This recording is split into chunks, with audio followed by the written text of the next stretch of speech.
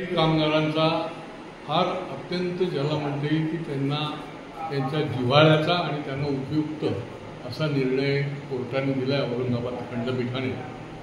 खरं म्हणजे सफाई कामगार हा एक मोठा संख्येने महाराष्ट्रामध्ये निरनिराळ्या ठिकाणी नगरपालिका असेल, महापालिका असेल, निरनिराळ्या स्थानिक स्वराज्य संस्थांमध्ये आणि वेळोवेळी सफाई कामगारांचे निरनिराळे प्रश्न देखील हे आपल्याला विधिमंडळामध्ये देखील चर्चेला येत असतात।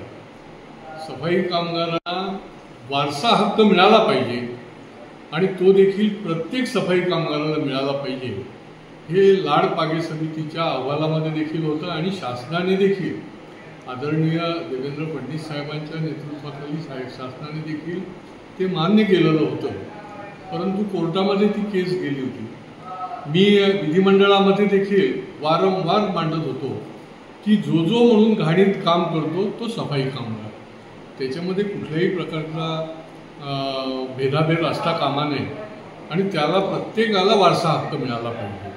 ही भूमिका जी आहे ती न्यायोचित होती।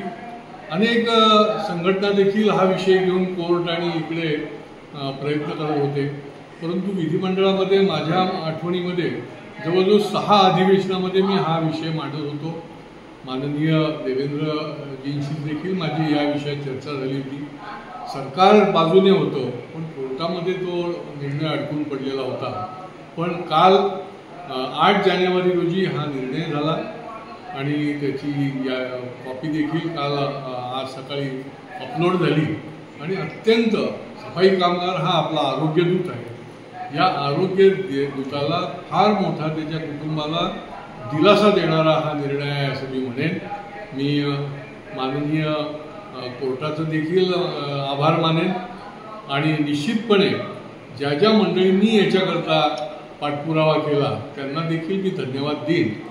तमाम 25 ते 50 हजार सफाई कामगारांना या निर्णयामुळे त्यांना वारसा हक्क प्रत्येक सफाई कामगाराला मिळणार आहे आणि त्याचा निश्चितपणे पुढच्या काळामध्ये त्याचा फार मोठा त्याला लाभ मिळणार आहे।